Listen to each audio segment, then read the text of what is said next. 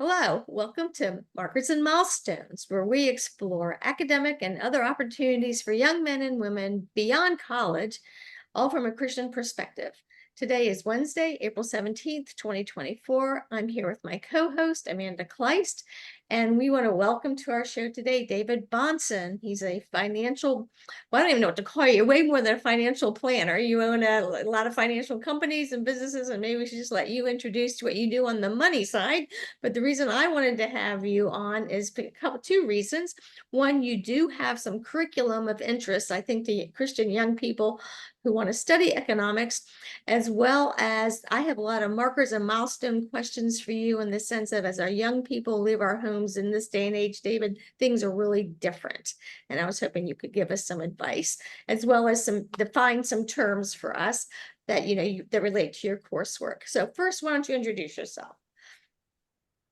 Well, as you said, it's kind of fun to define the different financial things I'm a part of, but the Bahnsen Group is my company, and we manage $5.5 billion on behalf of clients, and essentially we're doing investment management, estate planning, tax planning, all the things that go into stewarding the total wealth advisory needs of clientele. We're sort of in the business of being problem solvers. People with their finances have different issues that they need solved, and we're there to create solutions. I manage money directly as well as run the business, and we have 7 offices around the country, soon to be 8. We're preparing to open an office in Palm Beach, Florida this summer. And this is my life's calling, but because it is managing money on behalf of people, it blends together the two things that I believe fundamentally and theologically about economics, which is that capital is a means to an end, it is a tool, and the end that it is after is something that involves human beings. And so economics, properly defined as human action, requires us to know what humans are acting for and probably find out as much other things as we can about the human person. And so this entire matter becomes integral to the way we understand economics, and happens to be exactly what I do for a living, which is the juxtaposition of money and people. And so give us your background with theology and church so that we know where you're coming from as a Christian. Yes, it's a pretty boring story. I was raised in a Christian home. My late father was a Christian intellectual, brilliant person, was a philosopher by training. He had a PhD from USC, and I was born there while he was finishing his doctoral studies under the late Dallas Willard. And so I was raised in the home of not only a Christian, but a very thoughtful and worldview-minded Christian pastor and educator. And so was raised to really take very seriously the worldview of my Christian faith. I have never wavered from that. I wouldn't say that I've been a perfectly obedient person for almost 50 years, but I have always held on to the faith, never went through one of those cliche periods of walking away and then needing to come back. But the core of how I think as a Christian was really deeply formed by my late father, who was my best friend and my hero. And he died when I was 20 years old. He was 47. And so there was just a significant impact that both his life had on me as a young person being brought up, but then of course that his death had on me on me as well as I entered my adult life. Mhm. Your dad's Greg Bahnsen, and when I became a new Christian back in 1985, his books soon after were some of my favorites. They're pretty heady, they're very deep, like you said, but I think they influenced a lot of modern Christian thought. So I'm glad to hear that you were able to stay the course. That it was, the passing of generations. It's a legacy that we're all interested in, and seeing our children love the Lord. So I know he'd be very proud of you. So can you tell us one more thing that's kind of a practical, and then I'm gonna let Amanda ask you some questions. Amanda actually works with PragerU now, so she has some different research besides what we know from classical conversations. But my question for you is, you said you manage $5.5 billion in assets. Where does that put you in the range of financial management? Are you guys in the top 1%, top 50%? Like, I don't even know what that number means. It's so big. Yeah, so we're an independent firm with 63 employees. And so as far as the independent outfits go, we'd be certainly in the top 1%. But then you look at like a Wall Street firm like Morgan Stanley, where I was for 10 years prior to starting my own firm, and they have 16,000 advisors and about 60,000 employees, and they're managing, a couple $1 trillion. And so the big, huge Wall Street firms that are much more institutional would have a significant amount of assets under management, but an individual advisor at Morgan with their own practice, $1 or $2 billion would be a very large practice, even at a firm like Morgan Stanley. So you're right. It's kind of all relative. To me, we're extremely driven by our client retention. Whether we had 100 clients or 1,000 clients, it's that we have a very strong desire to keep our clients. Our clients do not have to pay us tomorrow. They only have to pay us today. And every single day, we're in the business of keeping our clients happy and continuing to earn their trust and so forth. And the fact that we have continued to grow as we have is obviously a nice compliment. But I would say 5.5 billion on the independent wealth advisory space makes it a pretty good size, but not so big that I don't know every employee by name. So that's my goal, is to always know my team. Great. So this is really excellent. And I did review the PragerU video that you did with them. And actually, I started doing this podcast with Lee because I am passionate that many of our kids think you go automatically into university. That automatic go to university, as opposed to think of intentionally about markers and milestones, think choices you can make and decision paths you can take. And that's one of the reasons why I'm on here, but I'm also passionate that we can talk about how your theology or our theology focuses, even knowing each of your employees' names. So that's where I'd like to start. What made you decide this size of business as opposed to the dollar signs? What made you decide the human capital side as your goal? Well, even the human capital side in a lot of ways is a byproduct of the ultimate goal. And I think that certainly something like the assets that we're managing, and in our business, the assets you're managing is more or less a mathematical input to the revenue you're generating. And there's a certain range of expenses one's going to have relative to the revenue they're generating. So it really kind of leads to what your profits are going to be. So whether it's assets or revenue or profit, they're all interconnected. And all of those are, to one degree or another, I think, an indicator of how the business is doing, not the fruit of how the business is doing. And I view how the business is doing in the context of the value that we're creating in the lives of our clients. So managing capital in a box, meaning managing capital for the sake of generating a return on the capital, which I think is a very noble endeavor, but it is not tied to a particular human outcome. You don't know the people who own the underlying assets. So let's say you manage money for a mutual fund. There's a whole lot of people that own the fund, but one of them may be an institution, one may be a person. There, you don't have a direct connectivity to tying the return on capital you're generating to a human outcome.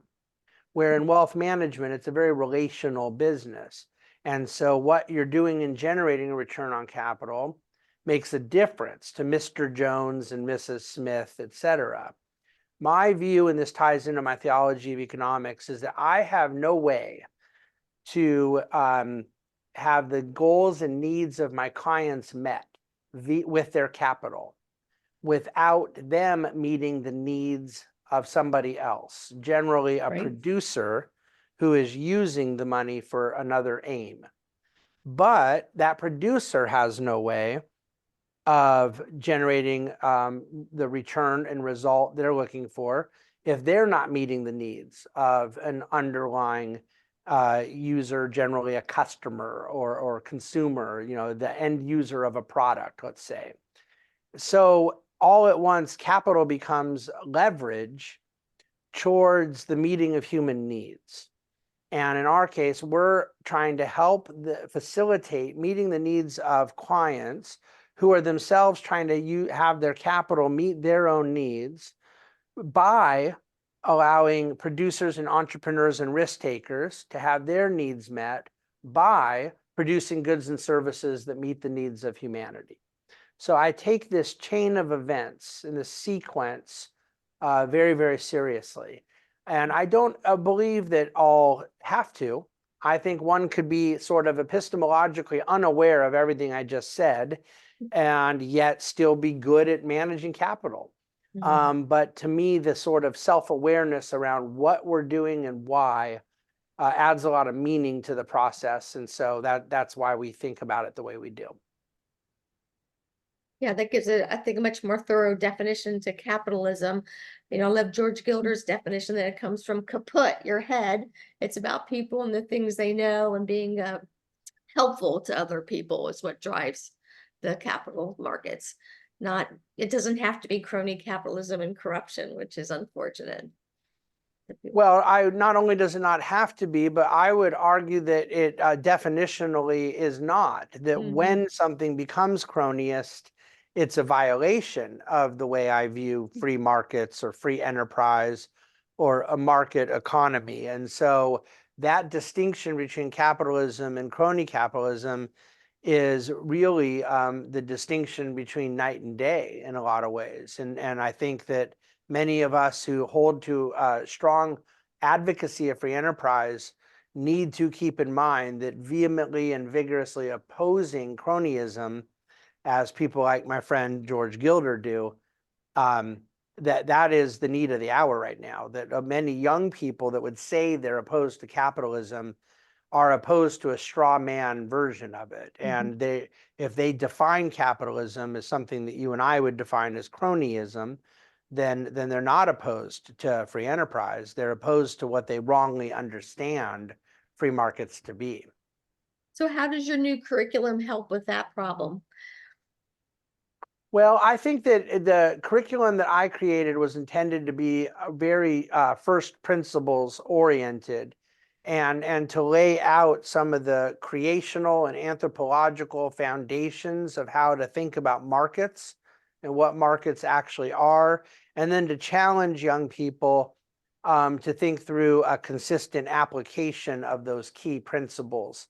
And so being a sort of introductory course, it invites opportunity to wrestle with some of those things, not only when it comes to issues like cronyism and just general state intervention, but to really define economics in the context of trade-offs, to understand that where we want to invite central planning, it may be a good thing to do, it may be prudent, there may be a public interest, but it's certainly not a free lunch.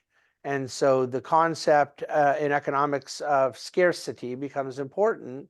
And scarcity essentially tells us that there are trade-offs. And one of the trade-offs to state intervention, it could be any number of things. And when someone says, we really want Amazon to come to our town and they're going to generate a lot of jobs if they do, so we want the government to give them money to do it, you can say, that sounds good. Amazon, we like Amazon in our town. They're a big company. They're going to bring a lot of jobs.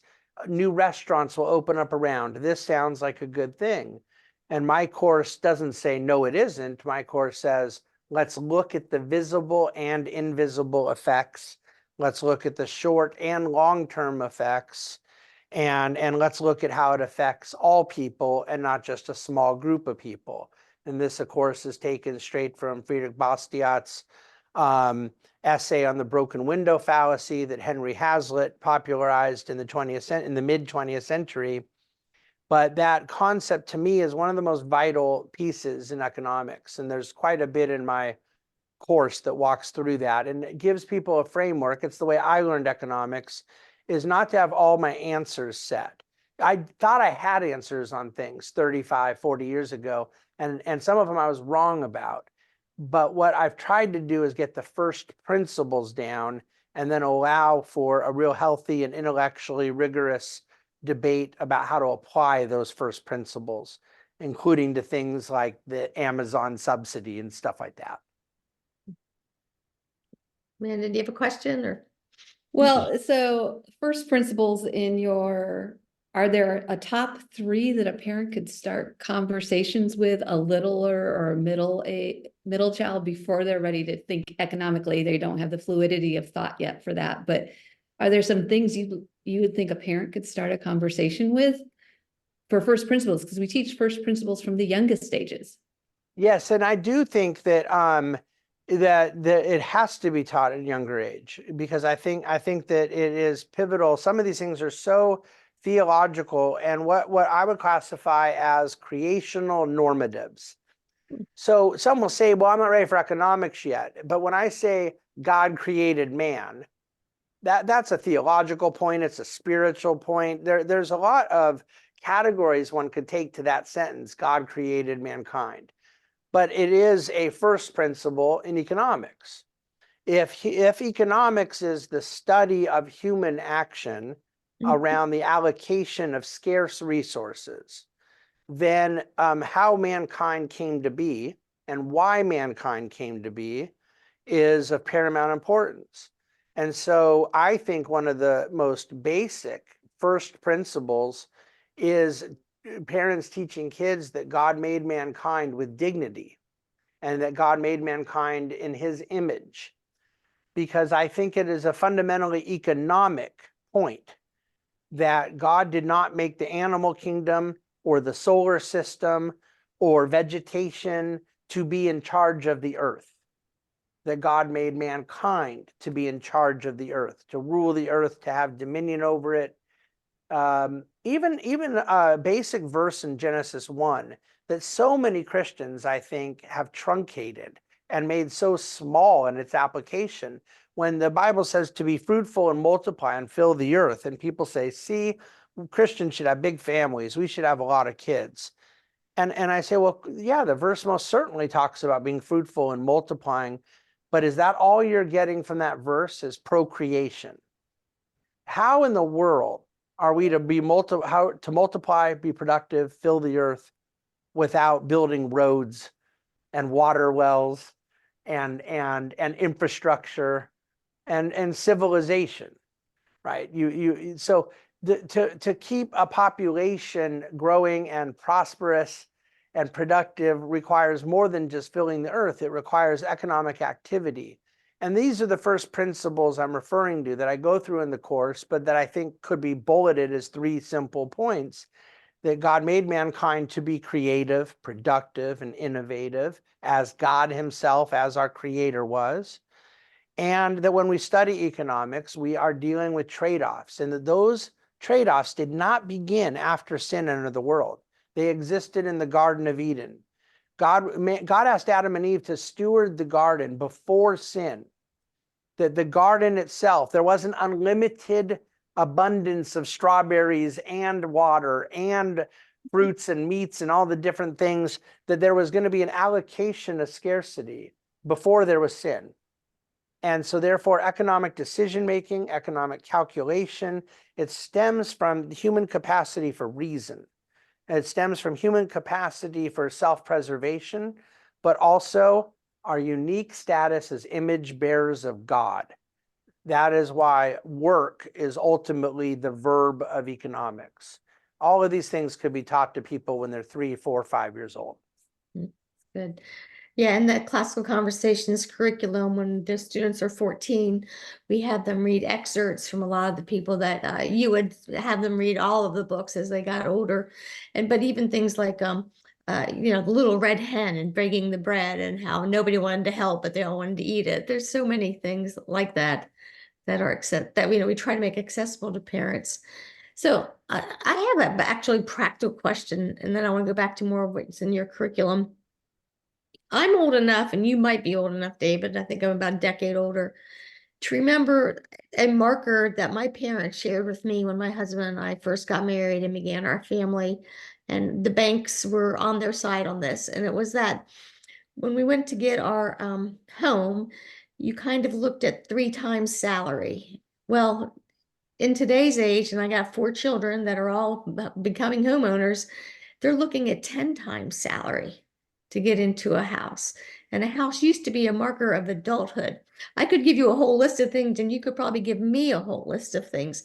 What are some things that you think our young folks should just kind of have a heads up on? Do you have advice or you have warnings on some practical things that are markers in a young adult's life, like paying for college? Should they be doing that? Like, Yeah. what kind of advice do you have for 18-year-olds? The 18-year-old is going to obviously have a little more imminence with the decision around college than buying a home. I have thoughts on both subjects. Of course, the college decision involves the 18-year-old and also his or her parents. And it's always a difficult subject to give macro advice on because there's no one size fits all. But see, that's sort of the advice. Mm-hmm. Is that my father had a PhD from a prestigious university, 2 master's degrees from seminary, and was summa cum laude at his undergrad college. And my mother also had a doctorate and master's. They were pretty educated people. And I've never spent a minute in a college classroom. And it was my late father who very much advocated not going to college if you believed it guaranteed you something, because it does not, and not going to college if you believed you needed it, that it was a prerequisite to some form of a successful and happy and fulfilling life. Now, all things being equal, had he not passed away right as I was entering college age, I do imagine I would have gone and had a more traditional path. But my decision to not go to college, in hindsight, even though I would not wish what I went through at age 20 with my father passing on anyone, in terms of the educational decisions and vocational decisions made, it was the most profitable decision a human being could have ever made. If I had gone to a prestigious school and gotten an MBA, I would make a tiny fraction of the money I've ended up making. But that's a very odd circumstance, but it was my story. Others, if they say, I want to be a doctor, we know that they have to go get an undergrad degree to be allowed to go to medical school. My own view is we have way too many people going to college, and yet there's plenty of people that I think should go. And so my advice, I have a whole chapter on this in my first book I ever wrote, which was called Crisis of Responsibility, is that fundamentally the funding mechanism of college in our country is deeply flawed, and it is given free rein to schools to charge whatever they want, regardless of quality. And so you end up now getting almost no discernment between the relevance and quality of an education from a very mediocre school versus, there might be 10 or 15 schools in total in the country that really make a huge difference in one's hireability and vocational status and exiting school. For the most part, the rest of everybody else, it comes down to what they get out, what they put into it. How hard they work, how diligent they choose to study, apply themselves, learn things. And I think a lot of Christian parents are just fooling themselves. They're running up $250,000 of debt for their kids to go, if they're lucky, just simply be taught a lot of things that have nothing to do with what their family believes. And if they're unlucky, to be taught a lot of things their family doesn't believe while the kids party for 4 years. So I think it's an atrocity. Well, you mentioned earlier when you were explaining that the funding is what's causing the problems. Can you explain that a little bit more? The funding is what's causing the problems in terms of the economics of the model. Look, we've only had significant price inflation in our country over 40 years in three things: housing, higher education, and healthcare. Until the inflation post-COVID that we saw in the general price level, there had been almost no inflation in most goods and services in the economy for 40 years, except for in those three categories, there had been monumental inflation. Well, what was the cause of it? All three things have one thing in common that they share with each other that they do not share with any other element of the American economy: government subsidy. So if you subsidize more of something, you get more of it. And this is a basic economic principle. And in the sense of higher education, the government, being the funder, has allowed the user to be price agnostic. They don't have to pay attention to what it costs because they're not paying it. And the university can be price agnostic because they know that all their customers are price agnostic. And so they can compete now over how big the hot tub in the new dormitory is, but they don't have to compete about the quality of the professors, about the employability of the graduates. It all sort of neutralizes the stuff that matters. And you've ended up getting, at research universities, professors are barely ever in a classroom. TAs are doing all the work, and yet the cost has gone up tenfold in the last two generations. And so that's a direct byproduct of the government monopoly on the student loan market. And it is really, by taking away price discovery, it has facilitated a significant amount of poor decision-making by parents and students alike. Explain price discovery. I think that's really important. And I don't know what's going on that both parties running for office have forgotten that taxation, regulation, and subsidization totally hides price discovery. And that's why so much is out of control. So what does price discovery mean? Yes, and so this is a very important economic concept. There's a whole lecture in my economics course about it. But essentially the notion that prices are not to be imposed, they are to be discovered. Well, how do you discover a price? This comes down to what you believe a market is. I believe a market is two people freely acting and exchanging on what they believe is valuable to them. And so every day I may want to keep the $4 in my pocket, but I also want a coffee, and I make the decision to give Starbucks my $4 and to get the coffee. Starbucks makes the decision to get rid of the coffee, but to take the $4. And that is an example. How do they know what the right number to charge for a coffee is? When people like me stop paying it, they won't charge it. And if we're willing to pay more, they will charge more. And you get to a price discovery of what the equilibrium is that meets supply and demand.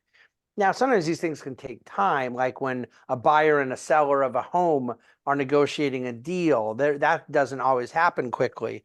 Other forms of price discovery are happening in nanoseconds all the time. There's a high efficiency between how buyers and sellers meet and agree to transact. These processes have friction, but the friction is almost always exactly what you just said: taxation, regulation, or subsidy. And so what happens is I'm trying to figure out what is a fair number and a good number that meets the needs of my business and optimizes access to good labor and having entry-level work done. And I want to pay employees, if you're in a movie theater, you want ushers or people that are going to serve the popcorn, but the state comes in and says, you must charge $20 an hour. But of course, you don't have to pay them $20 an hour, because you could pay them $0 an hour and not hire them. So they've taken away price discovery. You don't know, could it have been 13? Could it have been 9? There's a clearing price that would have enabled a worker to be happy and an employer to be happy. But by the government intervening, you took away that price discovery. Now, that's a kind of common example and sometimes even a controversial one with minimum wage. But think about the millions of transactions in the economy that forfeit price discovery when the state gets involved. And that's what I mean by college loans, that they do not make a payment until 9 months after they graduate. When they do make a payment, it's a tiny amount that is amortized over a very long period of time. And it was disconnected from the experience that they were going through, that they entered saying, I don't care what it costs. All I know is I have to have college. The parents demand it for their own social strata. The kids demand it because they want to go party with their friends, or the kids demand it because they believe if I don't do it, I won't make a living. There's all sorts of factors going on, but they're not connected to price discovery. No one is able to say, you know what, I got to write a check for this, and this school's charging this, but this school's charging this. Effectively, there's just a free pot of money thrown at you, and it's not even a pot of money for the tuition anymore. It's a pot of money for tuition and then some. Cover your beer money and other lifestyle decisions people make in college. And so they end up not getting a job throughout college, which could have been a really good thing to do. It could have added some discipline and been more fiscally responsible. But because it was kind of padded on to the loan, it manipulated the decision making, all without having the transparency of clear pricing. The other example, I'm sorry to give such a long answer, but healthcare. Just find anybody who goes to a doctor, anybody who goes to a hospital, and ask them what they paid for it. They have no possible way of telling you the answer. Okay, so I want to also address the housing issue too, but Amanda, you go. Do you have a question there? Well, please address the housing issue, but you got started in what some people would perceive as needing a college degree. You're sitting there and most people would have assumed you had a college degree. So I'd love for you to tell a young person what you did at 20, 19, 17 to be ready to start, given tragic circumstances, I understand. But first, answer the housing thing. Well, at 15, 17, and 19, I was not ready. And at 20, I didn't have a choice but to be ready. And so I wish I had a better answer, but I have what is called a PSD degree. I was poor, smart, and desperate. Mm-hmm. And they're my favorite people to hire now, because I think that you cannot fake not having a safety net. And I did not have a safety net. And when someone says, no, I have to go make it in the world, but if I don't make it, I have a fallback, but I'm going to pretend I don't. That's not the same psychology as legitimately, your survival instinct kicking in. My mom was already gone. My dad passed away. And so for me, there was no money. It was just an opportunity to go enter the world. And that's what I did. And so I know it sounds cliche, and I even know it has the risk of sounding self-congratulatory, which is absolutely not my goal. I just, that is the honest answer, that when you don't have a choice but to go figure it out and make it, I think the human person is capable of some great things, and God blessed a lot of my efforts. Now, look, even though I didn't have a financial inheritance and I didn't have an MBA from a great financial university, I did have a tremendous upbringing. My dad raised me well. I had gotten a good education. I understood how to think, philosophy, theology. I'd been obsessed with political science and economics all through school. And so I had an understanding of the way the world worked, but I had to go develop the self-confidence to apply it into a vocational context. And from age 20 to 27, I did that all day, every day, worked very hard, built up a small business from nothing, and then was able to go to a Wall Street firm and get hired as someone who had built a business, and at that point sold it, and felt What pretty was it? Tell us what it is. in music management. So my initial business was in managing Christian music artists, and it was a homegrown business that turned into a good size entity, and that I had experienced a degree of success with, but went through all the normal challenges a business owner would go through, about how you were going to make payroll, how you're going to pay yourself, ups and downs, all the challenges that go with it. I learned, very importantly, to never work with musicians again. And, I say that somewhat tongue in cheek, but then entering into a Wall Street firm, no one ever asked me if I had a college degree when I first started. Wall Street is one place, a lot of people like to say negative things about it. Other people still really romanticize it. But one thing that people should know is that in this day and age of crazy DEI and woke cultural things that get said and done, Wall Street is most certainly one of the last meritocratic places still going. And nobody could care less. If you produced, if you took care of your clients, if you made money for the firm, if you made money for others, that educational pedigree, it's always a barrier to entry. But once you're up and running and doing well, nobody cared. So that was sort of the story of my journey. Well, I think Thanks. what you just said, though, contradicts what we're hearing from the media. There's a lot of huge corporations that made really bad DEI, ESG decisions. So you're saying that's what their public faces? That's not what Oh, happens behind the scenes? it's the most rank virtue signaling I've ever seen. And so they can say all of those things, and they are true to a certain point. There's always true believers. In this day and age, secularism and humanism is inside corporate America as well. But part of secularism and humanism is also a love of manna.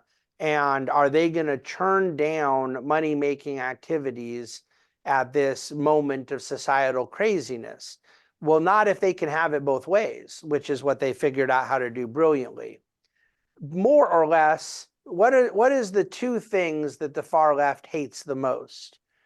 The profit motive and the culture war. And I think that's really what we're dealing with DEI, is companies are paying off the Bernie Sanders and Elizabeth Warrens and say, you leave us alone on the profit motive, and we'll throw you a bone on gender, diversity, transgender, include all of these other culture issues. And then add in the environment and ESG for good measure. It's what we call green mailing. They're paying off their blackmailers by a wink and a nod, the culture war issues, but then being left alone to go make unfathomable amounts of money. I'm all for them making unfathomable amounts of money, but I wish they'd stand up and have the courage to say no to this moment of insanity. All right, so our children are being told you'll own nothing and you'll love it. And when they see the price of housing and a pound of steak, they're beginning to believe that that's their only option. What's your reaction to all that that's going on in the economic community? That in terms of the price level, Or and help guide a young person through that. What are they going to do? Because they are discouraged.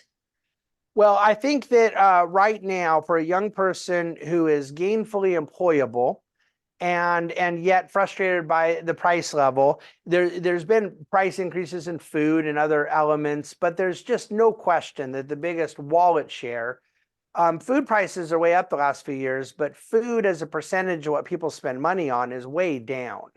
25 years ago, it was a third of what people spent in a household budget, and it's now down below 10% for most people. The main reason is housing. Housing prices, rent prices, that's really the primary issue. And on the margin, there's other related factors, but I think is just totally unforgivable is what we've done in the way we've approached housing policy, to have artificially constrained new supply so severely that it's impossible to clear the market. And you have more or less a generation of people, largely baby boomers, but also some in my own Gen X, that feel it's their birthright to permanently escalating housing prices at a rate far above the level of economic growth. How one believes that wages can grow 3 to 4% a year, the economy can grow 2 to 3% a year, but housing prices will grow 10 to 15% a year and do this forever, is just utterly mystifying. And yet now young people, Gen Z, Gen Y, have become victims of this mentality. there's certainly periods where the Fed is to blame in the sense of artificially low borrowing rates. It's a very leveraged asset class. People borrow to buy houses. Therefore, the cost of capital is a huge input into what they can afford. It's one of the reasons those old mantras about 3 years worth of salary versus 10 years of salary, they're less helpful now, because the percentage of salary really comes down to the interest rate. You know, the amount of years of salary you ought to pay when you're buying a home when you're going to be borrowing at 9% is very different than when you're borrowing at 2 or 3%. And again, that distorted price discovery, it was an intervention this time from monetary policy in the marketplace that has had a huge impact in housing. But there isn't any bigger factor right now than supply. And that to me is the issue, what we call NIMBYism, not in my backyard. This is, by the way, left-wing and right-wing people in blue states and red states that view the idea of high density, view the idea of new construction, new supply, pro-growth. They view it as some sort of anathema, and think it is a morally unforgivable economic viewpoint. It's really interesting because I was having that very conversation with some people where we own a vacation home. And of course, nobody wants any more vacation homes built there. And I'm like, okay, so where are the people who are going to be the service workers for us going to live if you don't let there be more housing? They forget that poor people are always harmed by taxation, regulation, and subsidization, which is why fundamentally as a Christian, you should really question those things. So I appreciated earlier you said in your coursework, you try to help people think through if there's ever a when and a yes and a why to those things, but I suspect it's not very often. Well, and I think that most of us would say that we want regulation in our town at a local level, that the police are not going to allow certain things. There's a certain law and order that one may be willing to tolerate. There's first principles, I believe, about regulation too. I'm not an anarchist, and I really don't even identify as a libertarian, although many would probably sense that there's certain what used to be considered libertarian principles at play. But the main point I want to make is not which regulations I like and which I don't. It's to allow people to start the deliberation with an understanding that it's a trade-off, and that the most proximate person to the decision, if you're going to have do you want your city council to have a particular rule in your town, your community, with your people that know each other and shop together and live together, or do you want Washington, D.C. to make it? So I don't think all regulations are created equal at that level either. And that's another big argument for localism or federalism, that where there ought to be regulation, I prefer a local town for the most part is administering it. Now, there's some things that have to be done at a state level, and there are a very limited number of things that have to be done at a federal level. Certainly federal, tax policy being one of them. However, the trade-off principle is still alive and well. And so I talk to young people using an example of the ADA, the Americans with Disabilities Act. And I say, how many of you believe that the government should set rules on access with wheelchairs and other forms of building accommodations for those who are disabled? And everybody raised their hand, because everybody naturally has a heart for those who are disabled and face those sort of challenges. And then I go through what some of the costs may be, and I encourage people to wrestle with it. And I never tell them what my own view is, because I don't think there is a perfectly formed answer. This building should have this code, this building should not have this code. The issue is, in the course of trying to do something that can sound like a good idea, what are the invisible effects, what are the long-term effects, and what are the effects on not just one group of people, but all people? And so if you say, now we're going to have government mandated wheelchair access here, but then I say it's going to make the cost of tickets for everything that happens in the theater go up for poor people double. I'm making up the analogy here. but Mhm. is that a trade-off you're comfortable with? And then they start to wrestle with it. And so Mhm. I think that process is healthy. But back to our very beginning of our conversation, these decisions require wisdom, and that has to be rooted in first principles. And I cannot believe how many Christians formulate economic beliefs totally devoid of any first principles. Mhm. Well, we all want what we want. Yeah. So we're almost out of time. Tell us about how to access your course. So it's available for free at bahnsen.com, Bahnsen, bahnsen.com. And there's a very clear button on the homepage where people can go and sign up for it. And we're never going to try to sell you anything or even reach out to you or add you to an email list or anything. It's really something that I did because I care so much for people in the homeschool, private school, classical school, Christian school movement to have access to this information. But it was really something that I had created for a school that I had started in Orange County, California. And in the course of preparing the class and then actually teaching it, I taught it for 4 semesters in a row. Then I decided to kind of package it into an online course. So there's 30 lectures, a full syllabus, all of that good stuff. And there's more work to be done, but this was something that I put a lot into, believed in, and I've been really, really pleased with the feedback we've gotten. It seems to be having a good impact, and for that, I'm grateful. And is there a cost? Not at all. No. Okay. Well, that's very generous of you. Thank you so much for doing that. So, Amanda, do you have any last questions? Yes, we usually ask a question about what we would tell our pick the age self. So I think I'd pick somewhere about 27. What would you tell your 27-year-old self? You've gone through desperation, you've had some success, and are thinking about the next milestone in your life, wrapping up one business, moving into the other. If I caught the chronology, what would you tell yourself, or what would you ask yourself that you didn't? Yeah, it's a random age because it also happens to be the age where I got married. Oh, And so I'm trying to decide, would I answer right before I married or right after married?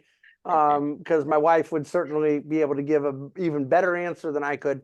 But a lot of it, just to be biographical and somewhat vulnerable, I think that for a younger person who's very ambitious and determined, but has not yet accomplished the things that they want to accomplish because they're young and ambitious, and it's not where they are in that age and stage of their life.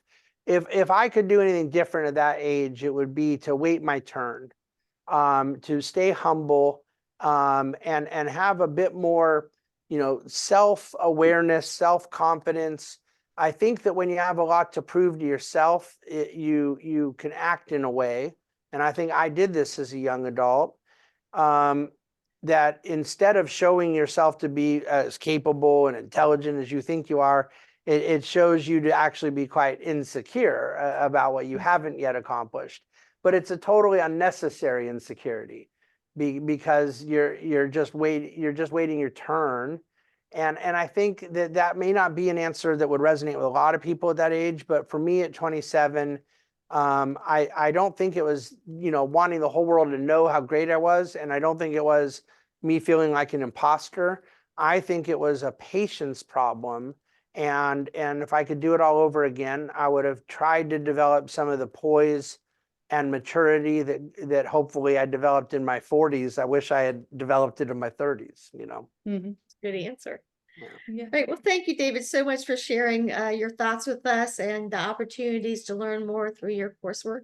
And we just ask the Lord to bless your endeavors. And hopefully we'll talk again soon. Well, Thank you thank you so much. I Yeah, really bye, appreciate it. Amanda. Oh, you're so welcome. Bye. Bye.